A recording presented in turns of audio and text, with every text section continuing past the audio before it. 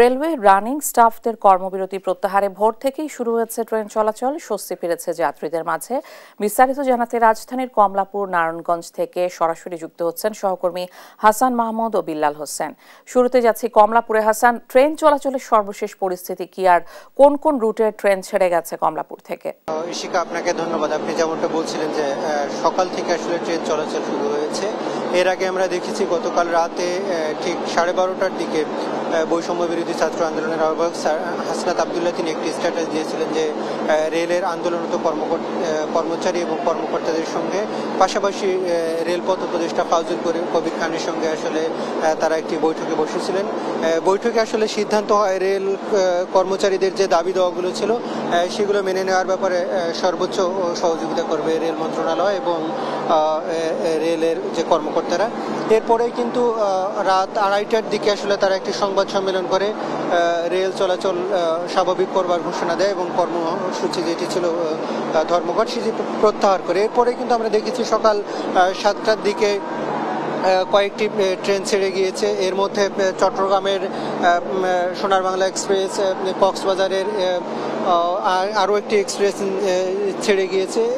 এখন পর্যন্ত আমরা দেখেছি মোট 7টি ট্রেন কিন্তু ইতিমধ্যে কমলাপুর রেল স্টেশন থেকে ছেড়ে গিয়েছে। তবে অন্যান্য সময় যেটি স্বাভাবিক সময় যেরকম থাকে যে সময় মতো যেসব ট্রেন ছেড়ে যাওয়ার কথা থাকে সেগুলো কিন্তু আজকে তেমনটা দেখা যায়নি এবং অনেকেই কিন্তু কয়েক ঘন্টা দেরিতে ট্রেন ছেড়ে গিয়েছে এবং এ কারণে কিন্তু সাধারণ যে যাত্রীরা রয়েছেন তাদের কিন্তু অনেকটাই ভোগান্তি হচ্ছে এবং আসলে কয়েক ঘন্টা পরে পরে ট্রেনগুলো ছেড়ে যাচ্ছে এবং কার ট্রেন কয়টায় ছেড়ে যাবে কত ঘন্টা দেরিতে সেটা কিন্তু কোনোভাবে আসলে স্টেশন কর্তৃপক্ষ তারা কিন্তু বলতে পারছেন না। ফলে সবাই কিন্তু সময় মতো আসছেন কিন্তু ছেড়ে যাওয়ার সময়টা কিন্তু আসলে তারা বলতে পারছেন না। ফলে আমরা স্টেশন মাস্টারের সঙ্গে কথা বলেছিলাম, তারা যেটি বলছেন যে অন্য যেসব ট্রেনগুলো আজকের শিডিউল অনুযায়ী সেগুলো আগে চেষ্টা করছেন এবং যেগুলো আসলে বাতিল করা হয়েছে সেগুলোর ব্যাপারে তারা আসলে বাড়তি কোনো পদক্ষেপ নিচ্ছে না। এবং আজকে যেহেতু ট্রেনগুলোর শিডিউল বিপর্যয় হয়েছে এবং কয়েকটি ইঞ্জিন খারাপ থাকার কারণে আসলে তাদের সেই বিপর্যয়ের পরিমাণটা আসলে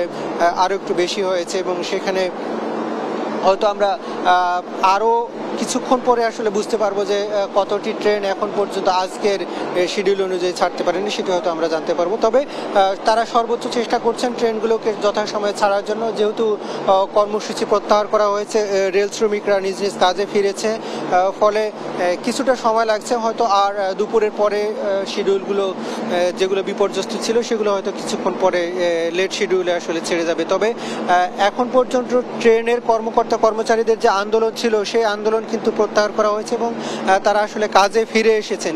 এটি কিন্তু সবচেয়ে বড় স্বস্তির এবং অন্যান্য সময় যেরকম মানুষের ভিড় দেখতাম রেল স্টেশনে সেই রকমই কিন্তু আমরা ভিড় দেখেছি এবং যেহেতু কিছুক্ষণ পর পর ট্রেনগুলো ছেড়ে যাচ্ছে, এখন পর্যন্ত আমরা দেখেছি যে 8টি ট্রেন ছেড়ে গিয়েছে।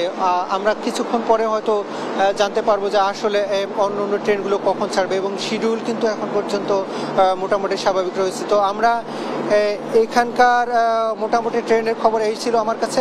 বাকি খবর জানাতে আমাদের সহকর্মী নারায়ণগঞ্জ থেকে যুক্ত হচ্ছেন বিল্লাল আলম। হাসান, রেলওয়ের রানিং স্টাফদের যে কর্মবিরতি সেটি প্রত্যাহার করা হলেও নারায়ণগঞ্জে কিন্তু যে ঢাকা নারায়ণগঞ্জ রেলপথ রয়েছে এই রেলপথে কিন্তু আজকে সকাল থেকে এখন পর্যন্ত কোনো ট্রেন আসা যাওয়া করেনি। রেলওয়ের যিনি নারায়ণগঞ্জের দায়িত্বে আছেন rail station master Kamrul Islam, তিনি আমাদেরকে যেটি জানিয়েছেন যে মধ্যরাতে আসলে এই প্রত্যাহারের ঘোষণা আসার পর আজকে সকাল থেকে যে ঢাকা নারায়ণগঞ্জ রেলপথে যে ট্রেনটি চলাচল করে, যে 8 জোড়া ট্রেন চলাচল করে সেই ট্রেনটি শুরু হয়নি। তবে তারা যত দ্রুত সম্ভব এই ট্রেনটি আসলে চালু করার চেষ্টা করছেন এমনটা কিন্তু আমাদেরকে জানিয়েছেন। হাসান, এই ঢাকা নারায়ণগঞ্জ যে রেলপথে এই রেলপথে প্রতিদিন 8 জোড়া ট্রেনে প্রায় 20 থেকে 25 হাজার মানুষ চলাচল করে এবং যার মধ্যে আসলে এই কর্মজীবী এবং বিভিন্ন অফিসগামী মানুষরাই এই ঢাকা এবং নারায়ণগঞ্জে আসা যাওয়া করেন। একই সঙ্গে বিভিন্ন স্কুল কলেজের শিক্ষার্থীরাও কিন্তু এই ট্রেনে করে চলাচল করেন। ফলে গতকাল সকাল থেকেই আমরা এই যে কর্মবিরতি শুরু হয় সেই কর্মবিরতির পর থেকে এখন পর্যন্ত আমরা দেখেছি যে মানুষ এই স্টেশনগুলোতে আসছেন এবং এসে কিন্তু আবার ফেরত যাচ্ছেন। এই যে ভোগান্তি সেই ভোগান্তিটা কিন্তু আসলে মানুষ এক প্রকার অতিষ্ঠ হয়ে গেছে এই একদিনের কারণে। তবে এই ট্রেন চলাচল শুরু হওয়ার কারণে যে স্বস্তির আভাস নিয়ে মানুষ স্টেশনে আসছেন এবং স্টেশনে আসার পরে তারা দেখছেন যে টিকিট কাউন্টার গুলো বন্ধ এবং তারা আবারও ফেরত যাচ্ছেন। এই কষ্টটি আসলে মানুষকে এখনো সইতে হচ্ছে। তবে যত দ্রুত সম্ভব আসলে এই ঢাকা নারায়ণগঞ্জ পথে ট্রেন চলাচলটি শুরু হলে এবং মানুষ যাতায়াত করতে পারবে, এমনটা কিন্তু আমাদেরকে জানিয়েছেন। হাসান, ২০ টাকা দিয়ে এই নারায়ণগঞ্জ থেকে ঢাকা যাতায়াত করার কারণে কিন্তু এই নারায়ণগঞ্জের অধিকাংশ মানুষই এই ট্রেনটিতে করে যাতায়াত করে। তার মধ্যে মাঝপথে ৫টি স্টেশন আছে, সেখান থেকে কিন্তু অনেক মানুষ এই ট্রেনে করে ওঠে। ১৬ কিলোমিটারের এই রেলপথে আসলে এই যাত্রাটি পথে পথে আসলে মানুষ যে স্টেশন গুলো রয়েছে সেই স্টেশন গুলো থেকে ঢাকার উদ্দেশ্যে রওনা হয়, অর্থাৎ ঢাকার কমলাপুরে। সেখান থেকে অন্যান্য যে ট্রেনগুলো রয়েছে সেই ট্রেন থেকে দেশের বিভিন্ন অঞ্চলের দিকে রওনা হয়। তো এই ট্রেনটি আসলে এখন পর্যন্ত ঢাকা নারায়ণগঞ্জ পথে চালু হয়নি।